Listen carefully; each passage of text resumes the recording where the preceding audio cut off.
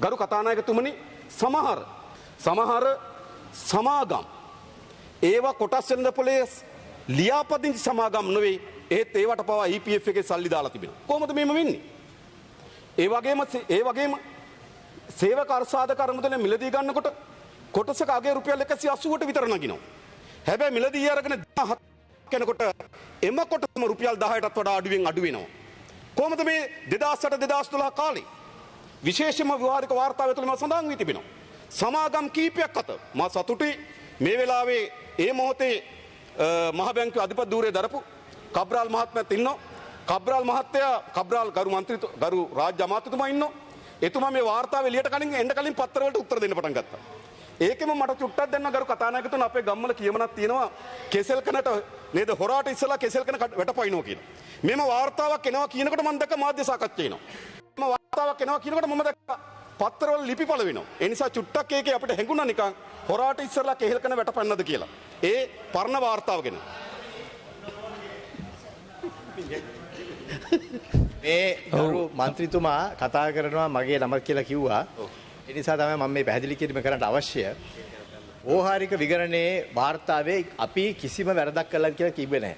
ඒකට ඔබතුමාට කියන්න අමතක වෙච්ච දේ තමයි මට හිතෙන්නේ ජවිපේ විසින් කරපු හානිය මේ රටට.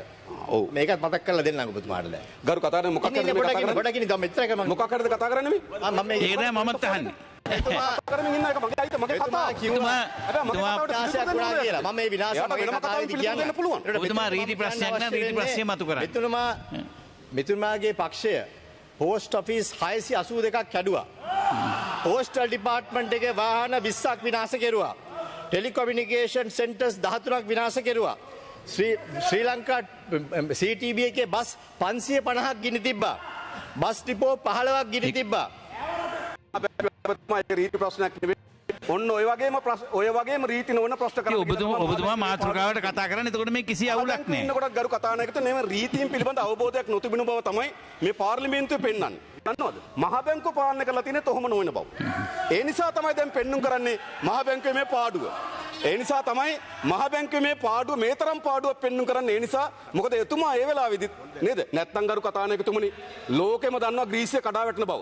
කවුද ගරු කතානායකතුමනි 2008 නේද ලෝකේ මූල්‍ය වෙළඳපොලේ හටගත්තු අර්බුදය. ඒක විශාල ලෙස ආව නැව් කර්මාන්තයට. නැව් කර්මාන්තයේ ප්‍රධාන රාජ්‍යය තමයි ග්‍රීසිය. ග්‍රීසිය නැව් කර්මාන්තයේ මත තමයි තමන්ගේ ආර්ථික විශාල පංගුවක් තිබුණේ. ඒ ග්‍රීසිය පතුලනම කඩා වැටෙමින් තිබුණා. යුරෝපා සංගමය ඇතුලේ සාකච්ඡා වෙමින් තිබුණා ග්‍රීසිය තමන්ගේ යුරෝපා සංගමයෙන් අයින් කරනවද කියලා. ඇයි? ග්‍රීසිය යුරෝපෙන් ණය අරගෙන තිබුණා. ඒ ණය ගෙවා ගැනීමේ අර්බුදයට මතුවී තිබුණා. එතන ග්‍රීසිය මතුවෙමින් තිබෙන ආර්ථික කඩාවැටීම මුළු යුරෝපේ පුරාම පැතිරීමේ අනතුරු කර තිබුණා. ඒ වෙලාවේ යුරෝපා සංගමය ඇතුලේ සාකච්ඡා කරා ග්‍රීසිය යුරෝපා සංගමයෙන් අයින් කරනවද කියලා. එතකොට අපේ මහ බැංකුවේ අධිපති කබ්‍රාල් මහත්තයා ගිහිල්ලා ග්‍රීසිය බැඳුම් කරගන්නවා. ගරු කතානායකතුමනි ඒ මොකක්ද උනේ වට? කෝ ගරු කතා ලෝකෙම කතා වෙනකොට කඩාවැටෙන ග්‍රීසියක ග්‍රීසිය ආර්ථික මුළුමනින්ම කඩාවැටෙනවා. ලෝකේ පුරා ග්‍රීසිය ඉස්පාඤ්ඤය පිළිබඳ සාකච්ඡාවක් මතුවලා තිබුණා. ඕනෑම ආර්ථික සංවාදයක ඕනෑම ආර්ථික කතාවක මේ ග්‍රීසිය කඩාවැටීම ගැන තිබුණා. හැබැයි ඒ කඩාවැටෙන ග්‍රීසිය ගිහිල්ලා ඩොලර් මිලියන ගණනක් දානවා කබ්‍රාල් මහත්මයා. මහ බැංකුවේ අධිපතිවරයා හැටියට. දැන් මොකද වෙලා තියෙන්නේ? දැන් සල්ලිත් නැහැ, පොලියත් නැහැ, උණු දෙයක්වත් නැහැ, ග්‍රීසිය තියනවත් දන්නේ නැහැ. එතරම් කරු කතා නම් වෙලා තියෙන්නේ. ඒ නිසා මම හිතන්නේ නැගිට්ටොත් ඒක ගැන මම කියන්නම්. හරි නැගිට්ටොත් කියන්න. එතරම්ම කියන්නේ. හරිද? ඉතින් මම හරි ආසයි. පරණ අය දන්න මූණු නැගිටිනවනම් මට ආයෙ වාර්තාව මහ බැංකුව වාර්තාව ගන්න පුළුවන්. මේක ටිකක් මහ බැංකුව වාර්තාව. මේක වාර්තාව. ඒ නිසා කරු කතා නැගතුන මම කියමින් ඉන්නේ. නැවතත් හෙජින් පියා කවුද? කෝටි 800 ගන්නකට වඩා වැඩියෙන් පෙට්‍රෝලියමකට පාඩු කරපු. සිංගප්පූරුවේ ජාත්‍යන්තර නඩු විභාගවලදී අසමත් වුණු. නඩු වලට විශාල වියදම් කරපු. හෙජින් එකේ පියා කවුද? කවුද හෙජින් එක පිළිබඳව? හෙජින් එක පිළිබඳව කැබිනට් මණ්ඩලයට ඇවිල්ලා දේශනයක් දුන්නේ කවුද? ඔබතුමාට මතක ඇති. කවුද? කබ්‍රාල්. ඔය කියන කැබිනට් ඇමතිවරයෙක් කියන්නේ. හරිද? ඉතින් හෙජින් එකේ ගරු කතානායකතුම ලෝකෙම දන්න මේ හෙජින් එකේ වෙච්ච පාඩුව. පෙට්‍රෝලියම් එකට අදත් ගොඩ ගන්න බැරුව. අදත් පෙට්‍රෝලියම් එකේ කෝටි 8000කට ආසන්න පාඩුවක් සිදු වී තිබෙනවා. කෝටි 8000. සාමාන්‍යයෙන් ගත්තොත් මේ අමාත්‍යංශ වලට නේ කෝටි 3යි. එක අමාත්‍යංශයකට කෝටි 3යි 4යි. හැබැයි හෙජින් එකේ පාඩු 8000 පෙන්නලා තියෙනවා. පාඩු ඇති කරනකොට හෙජින් මාසන්තිම ඒක සුදු පිය කවුද? ඒ වෙලාව මහ හෙජින් අය නැගිටිනවද? නැගිට්ටොත් තව එකක් කියන්න. අද නැගිටින විදියට තමයි කරු කතා නැහැ. ඒ නිසා නියෝජ්‍ය කතානායකතුමනි මම තිබෙන්නේ සේවක අරසාදක අරමුදල මුදල් උපයෝග කරගෙන විශාල ලෙස වංචාවන් සිදු කරා කොටස් වෙළඳපොලි. ඒ නිසා මේ සේවක අරසාදකට සිද්ධ වෙච්ච හානිය පිළිබඳව මේ පාර්ලිමේන්තුවේ මේ වාර්තාවල ඒවා ලියවෙන්නේ නැහැ. මේ වාර්තාවල ගරු නියෝජ්‍ය කතානායකතුමනි ලියවෙන්නේ අනෙක් දත්ත. හැබැයි මහ බැංකුව ඇතුලේ සිදු වූ දත්ත ලියවෙන්නේ නැහැ. ඒ වගේම පර්පචුවල් සමාගම 2012 දී පර්පචුවල් සමාගම ගාත කුප්‍රකට මූල්‍ය වෙළඳපොලේ ජාවාරම්කාරී සමාගම. ඒ කුප්‍රකට සමාගම ප්‍රාථමික ගැනුම්කරුවෙක් හැටියට බැඳුම් කරේ අවසර දුන්නේ කවුද? බැඳුම් කර මිලදී ගැනීම සඳහා ප්‍රාථමික ගැනුම්කරුවෙක් ලෙස පර්පචුවල් සමාගමට ලයිසන්ස් දුන්නේ කවුද? අජිත් නිවාස් කබ්‍රාල් හිටපු අධිපතිතුමා. ඒ වෙලාවේදී අජිත් නිවාස් කබ්‍රාල් මහ බැංකුවේ අධිපතිවරයා හැටියට පර්පචුවල් සමාගමට බැඳුම් කර මිලදී ගැනීම සඳහා ලයිසන් එකට දෙනකොට පර්පචුවල් සමාගමේ ප්‍රධාන විධායක නිලධාරීතුමිය කවුද? ඔබතුමාගේ සොහිරිය. ඔබතුමාගේ සොහිරිය. හරිද? ඒ නිසා මොකද්ද මේ වෙලා තියෙන්නේ? මේවා මේ සත්‍ය එළිදරව් තිබෙන සත්‍ය. මූල්‍ය සමාගම් ගණනාවක තමගේ ඥාතීන් දාගෙන මහ බැංකුවේ සේවක අරසාදක අරමුදල මුදල් විශාල ප්‍රමාණයක් නාස්ති කොට තිබෙනවා. ඒ නිසා මම මේ අමාත්‍යවරුන් ඉල්ලා සිටින්නේ මහ බැංකුව වාර්තාව ගැන අපි කතා කරමු. හැබැයි මහ බැංකුවෙන් පාලනයේ නියුතු වී තිබෙන සේවක අරසාදක අරමුදලේ මුදල් තැන නාස්ති කරමින් වියදම් කරමින් ඒට ඇති කරන ලද පාඩුව පිළිබඳව වෙනම වාර්තාවක් මේ පාර්ලිමේන්තුවේ ඉදිරිපත් කරන්න කියලා මම ඉල්ලා සිටිනවා. ඉතින් මේ සේවක අරසාදක අරමුදල උපයෝග කරගෙන තමයි 2015 බැඳුම් කරේ ගනුදෙනුවද 2012 සිට 2008 සිට 2012 දක්වා ව්‍යවහාරික විගණන වාර්තාව හරහා ඉදිරිපත් වී තිබෙන ගනුදෙනුවද මහ බැංකුවට සේවක අරසාදක මුදලට ඇති වී තිබෙන පාඩුවද සිදු කර තිබෙන්නේ මේ අවභාවිතාවන් හේතු කොටගෙන. ඒ නිසා මේ පාර්ලිමේන්තුවේ වගකීමක් තිබෙනවා. විශේෂයෙන්ම ආණ්ඩුවට 3/2ක් ලැබී තිබෙනවා. නේද? ජනතාවගෙන් 52ක් විතර ඡන්ද ලබා දී තිබෙනවා. ඒ අතර පෞද්ගලික අංශ සේවක සේවිකාන් විශාල ප්‍රමාණයක් ඇතුළත් ඇති. මම දන්නවා ගරු වාසුදේව නානායක්කාර ගරු ඇමතුමා ඔබතුමා දීර්ඝ කාලයක් කම්කරුවන්ගේ අයිතිවාසිකම් වෙනුවෙන් සටන් කරපු කෙනෙක්. කම්කරුවන්ට යහපත් නීති සම්පාදනය වෙනුවෙන් කටයුතු කරපු කෙනෙක්. උන්ගේ අයිතිවාසිකම් වෙනුවෙන් කටයුතු කරපු කෙනෙක්. හැබැයි මංකොල්ල කණ්ඩායමක් එම සේවක අරසාදක අරමුදලේ මුදල් තමන්ට රිසිසේ උපයෝග කරගෙන මංකොල්ල කරනකොට ඒකට එරෙහිව නැගිටින්නේ නැත්නම් ඔබ කුමන කම්කරු නායකයෙක්ද?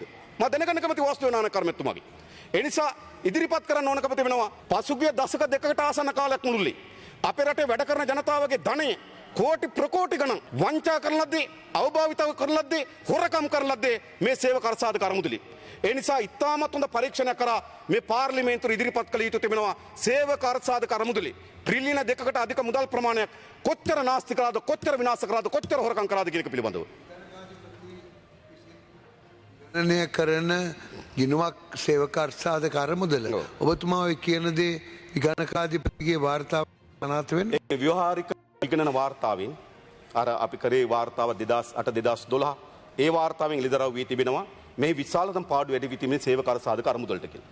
ඒ වගේම ගරු වාසුදේව නානායක්කාර ගරු ඇමතුමනි ඔබතුමාට බලා ගන්න පුළුවන් ඒ වකවානුවේ සේවක අරසාදක අරමුදලේ මුදල් යොදවා මිලදී ගන්න සමාගම්වල තත්ත්වය දැන් බලන්න. ඒ සමාගම් වලින් බහුතර සමාගම් ප්‍රමාණයක් වැහිලා තිබෙනවා. බහුතර ප්‍රමාණයක් පාඩුවට යමින් තිබෙනවා. මිලදී ගන්නකොට කොටසක් රුපියල් 180යි. මිලදී අරගෙන දවස් 6ක් යනකොට කොටස වහින රුපියල් 20ට වගේ. ඒ නිසා විගණනයේදී අහුවෙන්නේ මොකද්ද? විගණනයේදී විගණකාධිපතිතුමා කියනවා කොටස් අරන් තිනවා, කොටස් මිල බහැලා තිනවා, පාඩුවක් වෙලා තිබෙනවා. හැබැයි එතන තියෙන දේශපාලන ගනුදෙනුව, එතන තිබුණු සබඳතාවයන්, බැඳීම් මම ඔබතුමාට උදාහරණයකට කිව්වා. එන්ට්‍රස් සමාගම ඇවිල්ලා අපි රත්වත් ලෝහන් රත්වත්ති ගරු රාජ්‍ය අමාත්‍යතුමාගේ සොහුරාගේ එන්ට්‍රස් සමාගම ආරම්භ කරන්න සේවක අරසාදක අරමුදලේ මුදල් කොහොමද වියදම් කරලා තිබෙන්නේ කියලා හොයන්න. ඒ වගේම විදුලි බල මණ්ඩලය. අපි දන්නවා විදුලි බල මණ්ඩලය ලොකු ප්‍රවෘත්තියක් ගියා බිලියන 10කට ආසන්න කෝටි 100කට වඩා වැඩි අරසාදක අරමුදල් අහිමි වෙලා කියලා. මතක ඇති. විශාල ප්‍රවෘත්තියක් ගේ කාලේ විදුලි බල මණ්ඩලය. මොකද ඒගොල්ලෝ කෙලින්ම මහ බැංකුව හරහා සේවක අරසාදක අරමුදලට තැන්පත් කළා නේ. ඒගොල්ලෝ වෙනම එකක් පවත්වාගෙන ගියා. අන්නේ පවත්වාගෙන ගියපු මුදල් කොහෙද දැම්මේ? ඒ පවත්වාගෙන ගියපු මුදල් දැම්මේ එන්ට්‍රස් කියන සමාගමේ. ඒ කියන්නේ ලෝහන් රත්වත රාජ්‍ය අමාත්‍යතුමාගේ මල්ලිගේ සමාගමේ. මල්ලි දයියද මා දන්නේ නේ. ඔය එතුමාගේ සමාගමේ. එතකොට මේ වගේ තියෙන දේශපාලන සබඳතාවය මේ සේවක අරසාදක අරමුදලේ තියෙන දේශපාලන සබඳතාවයන් නාස්ති කිරීමේදී ඥාතීන් සබඳතාවයන් එතකොට අපි බලන්න ඕන මහ බැංකුවේ අධිපතිවරයා හැටියට කටයුතු කරනකොට ඔහුගේ ඥාතීන් කොච්චර ප්‍රමාණයක් මූල්‍ය සමාගම් වල ප්‍රධාන තනතුරු දරුවද ඒක කොතරම් යුක්තිසහගතද කාට හරි කියන්න පුළුවන් ඇයට සුදුසුකම් තිබෙනවා ඔහුට සුදුසුකම් තිබෙනවා ඒ නිසා ඔහු ඇය ඒ සුදුසුකමට අනුව ඒ ආයතනට බාරගත්තා කියලා හැබැයි ප්‍රශ්නේ තියෙන එතන නෙවෙයි ගරු එමතුමනි.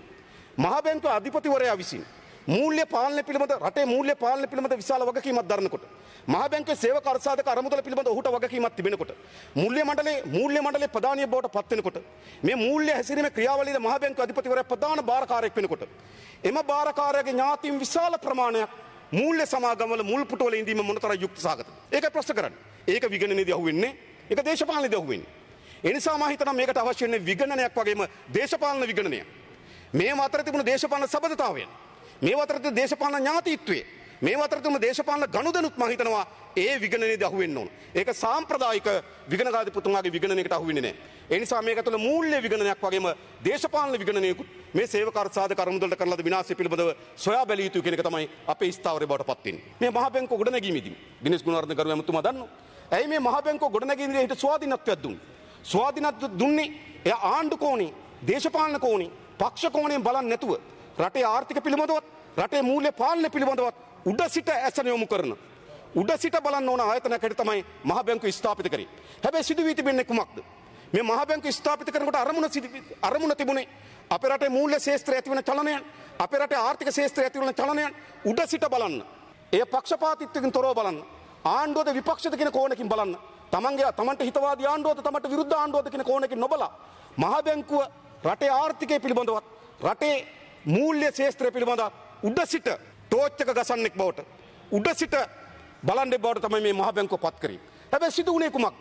ගරු නියෝජ්‍ය කතානායකගේ මහ බැංකුව අත්පත් කර ගැනීමෙති ඒ ස්වාධීනත්වයේ රටේ ආර්ථික සහය චලනයන් පිළිබඳ උඩ සිට බැලීමේ වමනාව තිබුණත් ඇත්තටම සිද්ධ වුණේ කුමක්ද?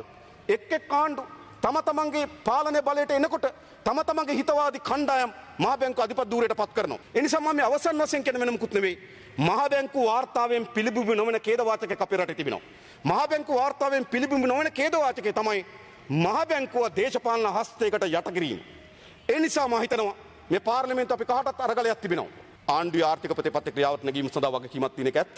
ආණ්ඩුවේ ආර්ථික යෝජනාවන් පිළිබඳව බරත් තබමින් යෝජනා සකස් කිරීම පිළිබඳව මහ බැංකුවට වගකීමක් තියෙන එක ඇත්ත. හැබැයි ඒ වගේම මූල්‍ය චලනය සහ ආර්ථික චලනය පිළිබඳව උඩ සිට රට දෙස බැලීම සඳහා වූ ආයතන බවට මේ මහ බැංකුව පත් කළ යුතුයි. ඒ නිසා මහ බැංකුවේ ස්වාධිපත්‍යය, මහ බැංකුවේ ස්වාධීනත්වය ස්ථාපිත කිරීම සඳහා කටයුතු කරමු කියලා යෝජනා කරමින් මම නතර වෙනවා. බොහොම ස්තුතියි ගරු නියෝජ්‍ය කතානායකතුමනි මේ අවස්ථාව ලබා දුන්නාට.